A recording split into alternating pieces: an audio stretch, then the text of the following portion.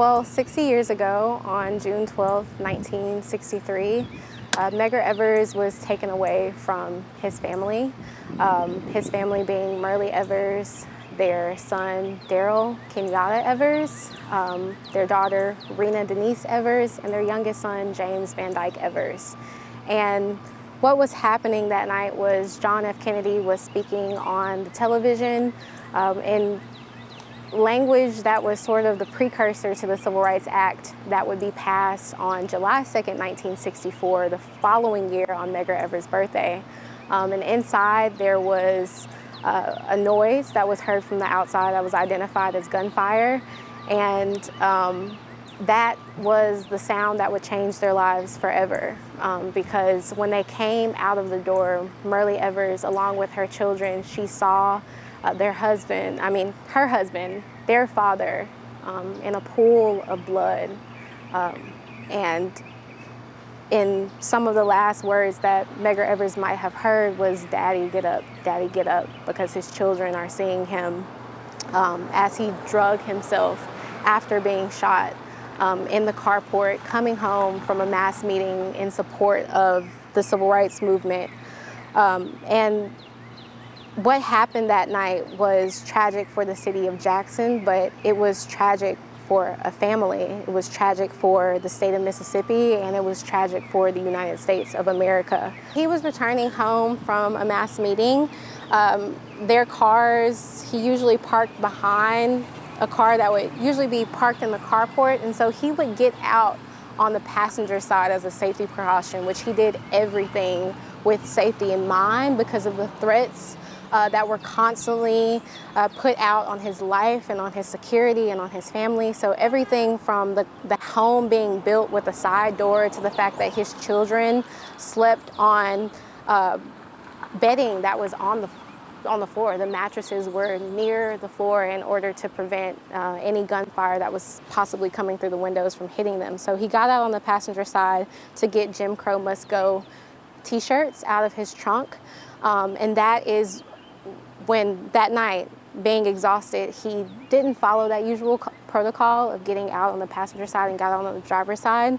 And that is when Byron Beckwith, who was the assassin filled with hatred, fired that shot. That shot was fired with a high-powered hunting rifle. Once again, taking away the human that Medgar Evers was and the significance that he held to so many people, including his wife and his children, where he was later, after a warning shot was fired by this wonderful neighbor, Mr. Wells, who was a part of the community of the Elraine subdivision. He was transported to the hospital by members of the community along with his wife, and he was pronounced dead as a result of that shot that was high-powered enough to go through his body and pierce his heart, then went through the window of the home, went through two interior walls of the home, and then ricocheted off of the refrigerator in the heart of the home, in the kitchen. So Medgar, when he got hit, he basically crawled from the car to the carport into the door where the family came out and saw him? Yes, so he drug himself. Even in that moment, I can't speak to what he was thinking or what he was feeling, but through his actions, we can see that he was still pulling himself towards his family, still wanting to walk through that door and to see his family in the way that they always anticipated him coming through the door. That night, their German Shepherd, Heidi, also went missing, and he was always anticipated coming through that door. When they heard that door, they were always looking forward to seeing him come through. And he was just such a great presence in their lives. And that night, there were so many factors that created the ultimate outcome of him losing his life. But that the greatest factor there is hatred. He was usually escorted by FBI agents or some officers, law enforcement officers from the Jackson Police Department, and that night he did not have an escort for reasons that were unspecified by the Jackson Police Department. He also like I said, took safety precautions and performed drills and talked to the community and to neighbors about what they would do in the event of gunfire. He did drills with his children where he had them crawl on their bellies in the same way that he learned to survive during World War II. He brought that knowledge home and taught his children how to survive in their own home.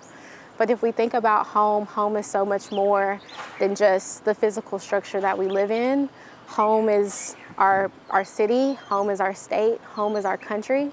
And so this community, the Elraine subdivision, and also this home, was them trying to create that safe space that did not exist for Black Americans. And so him coming home that night and his arrival being anticipated was that safe space that was created for his children, and that night it was taken away from them.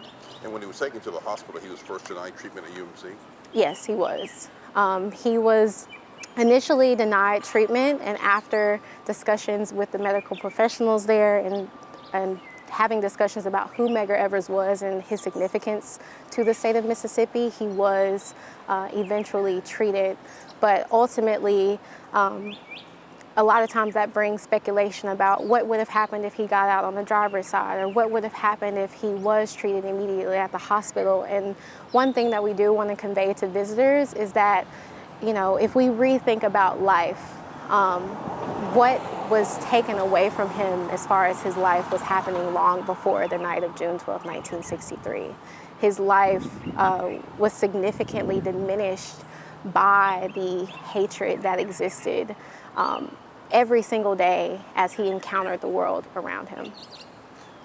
This home, why is this home so important for the community and for the country, for people to come visit? This home is so important because it is not, that shot is not the end of this story. There is a story, a beautiful story about love, about family, about community, about safe spaces that exist all in this home. This community is such a beautiful testament to the power of the collective and being able to operate as one, because that's what they had to do in order to survive. The story of the Evers family is a love story. Medgar and Earsly Evers together were a powerhouse in the civil rights movement. And Earsly Evers, her resilience and her perseverance through so much injustice in the state of Mississippi, through seeing her husband being taken away from her, and not only her husband, but the love of her life being taken away from her, is a beautiful story about love. And it speaks to the power of love because their commitment to the state of Mississippi came from a place of love. Medgar Evers wrote Why I Love Mississippi. It's a love story. It's about loving something so much that you're willing to hold a vision for that space out of love because you love it, because you see what it could be.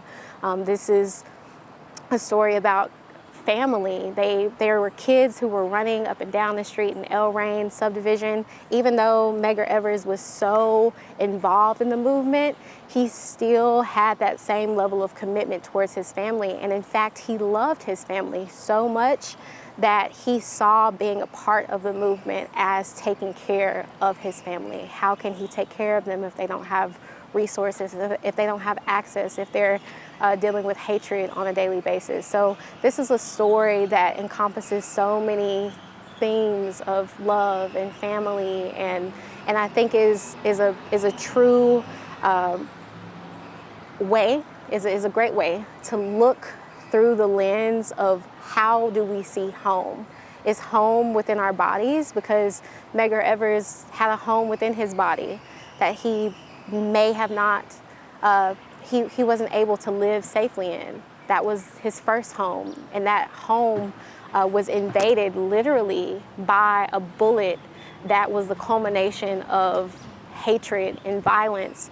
And then also his home of Jackson, his home of Mississippi, his home of the United States of America. So when we think about home, this home literally is a space where we get to have those beautiful conversations and open up our minds to what is home and how can we make home better through love.